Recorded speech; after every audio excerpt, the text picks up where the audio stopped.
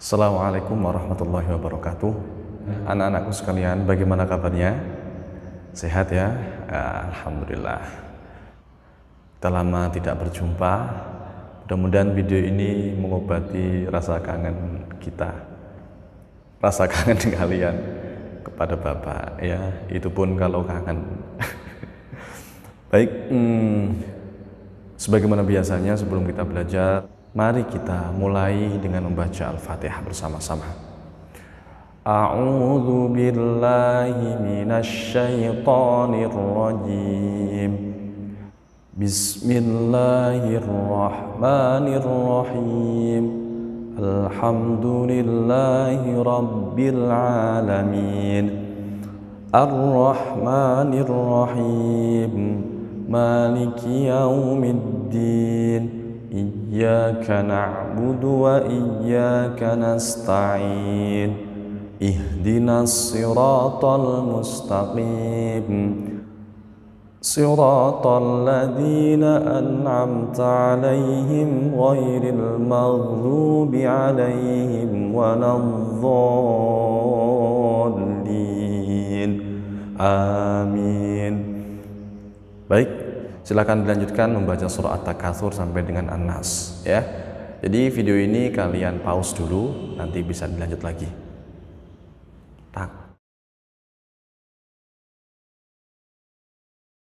Pada video kali ini Bapak akan menyampaikan pembelajaran ke-11, yaitu tentang zikir dan doa setelah sholat ya. Jadi bagaimana? Di rumah masih rajin sholat ya? Ya harus rajin ya.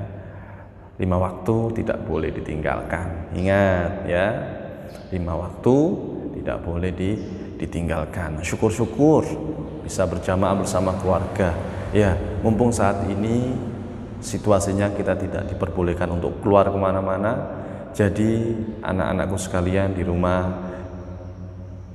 diusahakan bisa berjamaah bersama keluarga.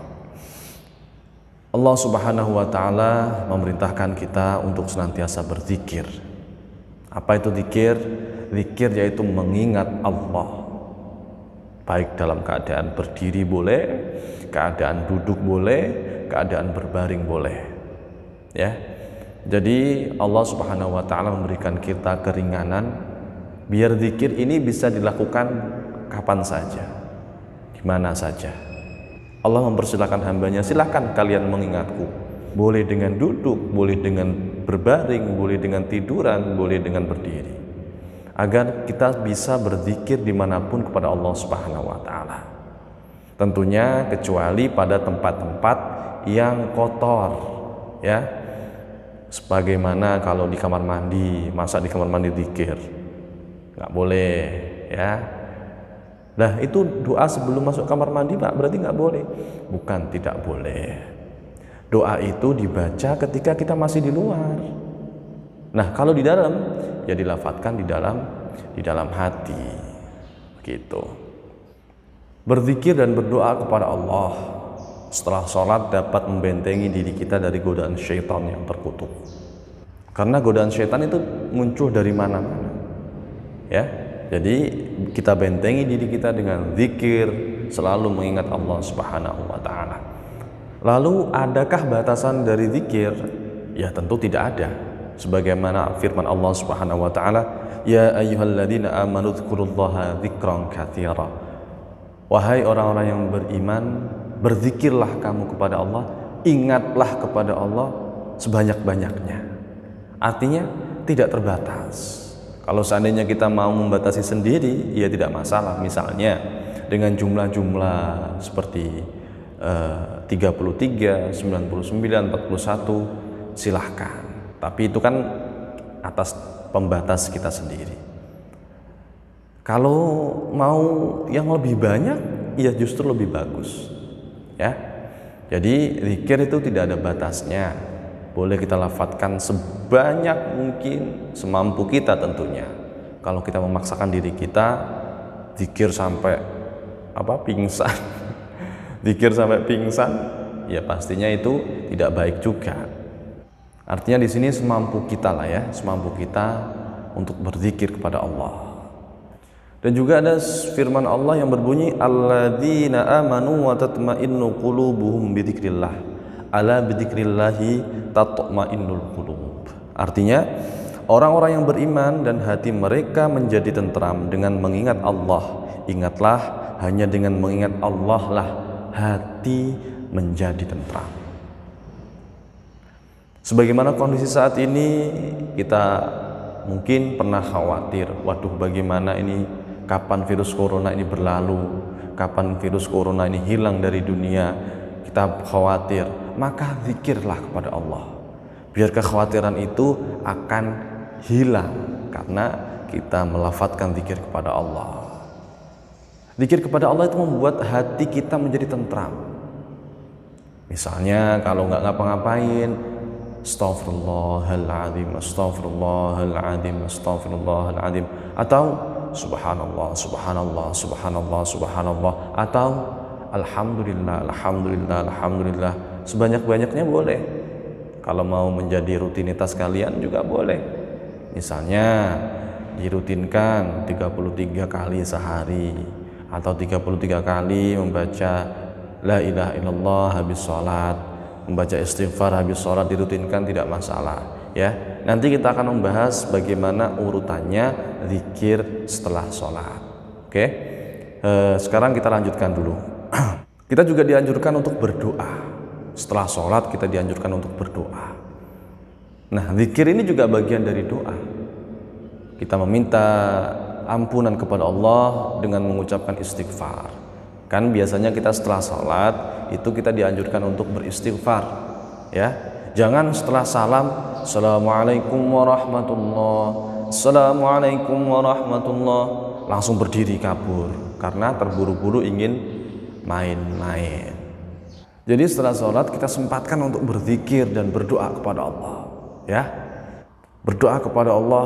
Doa apa? Terserah kalian minta apa, karena wa qala rabbukum ud'uni astajib lakum. Allah Subhanahu wa taala berfirman, berdoalah maka aku akan mengabulkan, kata Allah. Jadi silahkan anak-anakku sekalian minta kepada Allah, berdoa apa saja ya. Syukur-syukur kalau setiap habis sholat kita bisa mendoakan kedua orang tua kita. Rabbighfirli wa liwalidayya warhamhuma kama rabbayani shaghira. Mendoakan guru-guru kita, ya Allah berikanlah guru-guru kami panjang umur, hidup yang berkah, keluarganya dijadikan sebagai keluarga yang bahagia. Didoakan juga guru-gurunya ya, doakan bapak juga. Bapak juga mendoakan kalian, habis sholat bapak mendoakan kalian, ya Allah semoga semuanya murid-murid bapak menjadi murid-murid yang soleh solehah, yang taat kepadamu, taat kepada Rasulmu, taat kepada kedua orang tuanya, dan menjadi manusia yang berguna baik bagi nusa, bangsa, dan agama. Begitu ya, Bapak juga mendoakan kalian. Nah, sekarang kalian juga jangan lupa mendoakan Bapak ya. Habis sholat, habis mendoakan kedua orang tuanya, didoakan gurunya. Karena kita tidak tahu di antara orang yang mendoakan kita siapa doanya yang didengar Allah. Ataukah Bapak, ataukah doa kalian ya, kita tidak pernah tahu ya. Siapa tahu doa kalian yang didengar Allah karena kalian berdoanya dengan ikhlas, dengan sungguh-sungguh, tidak tanpa paksaan apapun. Jadi itu lebih didengar Allah. Oke, jadi setiap habis sholat jangan lupa berdoa. Setelah wiridan kemudian disambung dengan berdoa kepada kedua orang tua. Kan waktunya tidak lama, paling ya cuma habis sholat kita kasih waktu, habis sholat kita sempatkan 5 menit saja, 5 menit saja ya, tidak lama kok. Kalian sholat 1 hari 1 malam 5 waktu, katakanlah sekali sholat kalian 5 menit, berarti 1 hari kalian butuh 25 menit untuk sholat. Nah, sisihkan juga untuk doa 25 menit ya, jadi butuh waktu hanya 50 menit saja sehari. Kita sisipkan untuk mendekatkan diri kepada Allah, untuk berdoa kepada Allah, meminta kepada Allah. Apa yang diminta? Apapun. Tapi ingat, jangan lupa mendoakan kedua orang tua, mendoakan guru-guru kita ya, itu yang utama. Dan juga kalian boleh minta, ya Allah, semoga kelak aku menjadi dokter, aku menjadi suster, aku menjadi polisi, aku menjadi guru, aku menjadi pahlawan bertopeng. Oh, enggak ya. Menjadi pahlawan bertopeng, berarti nanti kalian bertopeng. Ya terserah, minta apa saja ya, untuk kebaikan kalian di dunia maupun kebaikan kalian di akhirat. Ya, anak-anakku sekalian, ingat ya, karena salah satu waktu terbaik untuk berdoa adalah setelah sholat. Ya, kenapa kita juga dianjurkan untuk berzikir? Karena ketika kita sholat, kan kadang kita tidak khusyuk, kita tidak fokus, masih sering main-main, masih memikirkan hal-hal yang lain. Nah, kemudian setelah sholat inilah kita dianjurkan untuk berzikir, membaca istighfar, minta ampun kepada Allah. Astaghfirullahaladzim, alladzi la ilaha illa huwal hayyul qayyum wa atubu ilaihi, dan seterusnya. Nanti Bapak kasih lafadznya, kalian simak biar hafal. Ya. Ini untuk melebur dosa-dosa kita, kesalahan-kesalahan kita. Ketika kita sholat, belum bisa khusyuk, belum bisa fokus, masih berangan-angan yang lain, maka kita lebur, kita hapus dengan membaca istighfar kepada Allah Subhanahu wa Ta'ala. Ya, seperti itu. Terakhir, Allah Subhanahu wa Ta'ala memerintahkan kepada kita, ud'u rabbakum tadarru'an wa khufyah innahu la yuhibbul mu'tadin. Yang artinya, berdoalah kepada Tuhanmu dengan rendah hati dan suara yang lembut. Sesungguhnya Dia tidak menyukai orang-orang yang melampaui batas. Artinya bagaimana? Ketika kita berdoa tadarruan, kita harus bersikap rendah hati, benar-benar memposisikan diri kita sebagai hamba yang lemah, yang tidak punya daya apa-apa. Kita minta luluhkan hati kita. Ya, itu adalah perintah Allah Subhanahu wa Ta'ala. Dan juga dengan suara yang lembut. Ya, suara yang lembut bagaimana? Tidak teriak-teriak, ya Allah, ya Allah. Ya Allah, ini kapan corona berakhir ya Allah? Ya Allah. Ya, jangan berteriak-teriak, itu enggak sopan, ya. Tidak tadarruan, tidak ada etikanya dalam berdoa. Ya. Doa lembut, ya Allah, lembutkan suaranya. Ya Allah, berilah hamba-Mu ini ilmu yang bermanfaat. Berilah hamba-Mu ini rezeki yang halal dan barokah. Berilah hamba-Mu ini kekuatan lahir batin untuk bisa beribadah kepadamu. Berilah hamba-Mu ini teman-teman yang senantiasa menunjukkan jalan yang baik dan benar. Pokoknya seperti itu. Ya, seperti itu ya, yang lembut, yang sopan. Kita minta, masa mau teriak-teriak, mau ngotot. Ya, ibaratnya beginilah. Ketika kalian pengen mendapatkan uang saku dari orang tua atau pengen meminta sesuatu kepada orang tua, ketika kalian ngomongnya ngotot, apakah akan diberi? Mak, sepatu jelek, belikan sepatu. Nah, bagaimana maknya? Minta kok sambil melotot kayak orang mau nagih hutang. Begitu ya, minta yang bagus. Coba kalau minta yang bagus ke orang tuanya. Ibu, ini tasnya kan sudah 3 tahun Bu ya. Ini sudah ada yang sobek 1, 2, 3. Kira-kira adik boleh nggak Bu minta tas ke ibu lagi? Pasti ibunya, aduh anak pinter, tentu boleh dong nak, tapi nunggu setahun lagi. Enggak ya, pasti boleh dong nak. Ya insya Allah ya, nanti kalau liburan ibu akan belikan tas baru buat kamu ya, nanti tunggu liburan. Pasti begitu respon orang tua ya. Tapi kalau kita mintanya dengan bentak-bentak nggak sopan, ya tidak akan diberikan. Begitu juga kita kepada Allah Subhanahu wa Ta'ala, mintanya dengan sopan, dengan nada yang halus, lembut, tidak perlu teriak-teriak. Karena Allah itu mendengar walaupun kita berdoa di dalam hati. Tapi lebih afdol kita lafadzkan permintaan kita. Kita minta dengan disuarakan, ya Allah. Tapi jangan keras-keras, ya. Cukup sekiranya kita sendiri yang mendengar.